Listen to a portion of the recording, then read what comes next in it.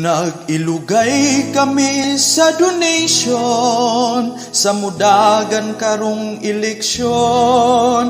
Manghatag silag mga pagkaon bisag sikin sa palinyahon.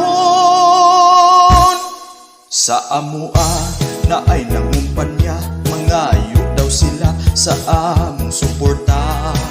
Tanang tawo ilang gipatawag, kay na ay pagkaon nga ilang ihatag. Usa, duha, tulo, upat, lima, unom, pito, walo, pagkadaghang tawo na naghuot sa gamay nga plasa. Ang mga baho nagsagul-sagul na, dihay batan uni awhag sa microphone nga ang tanang tawo iyang palinyahon. Ang mga tao mura og nakugang nikalit ug panagan, ang imsi gitapukan ug ang imsi nisulirap ang mata kay pwerteng huuta wa nakaginhawa.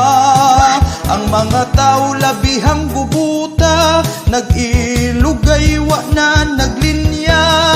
Hangtod nga naghapon walay kaon-kaon, makadawat lang sa donation. Ang pagpanghatagay ni samot kadugay, kay ang mga tao nag-ilugay.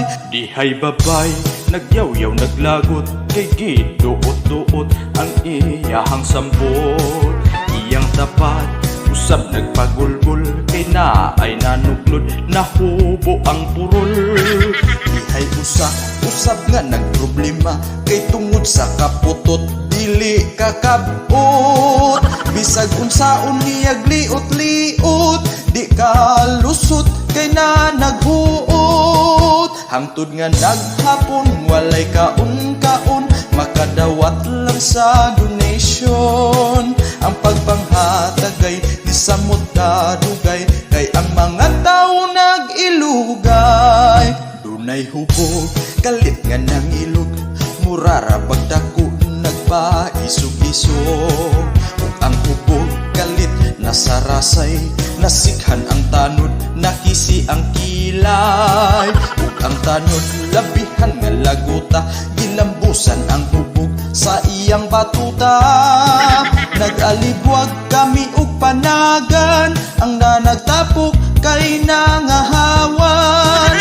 Na mauli ang mga politisyan, may nangasamad ug nanga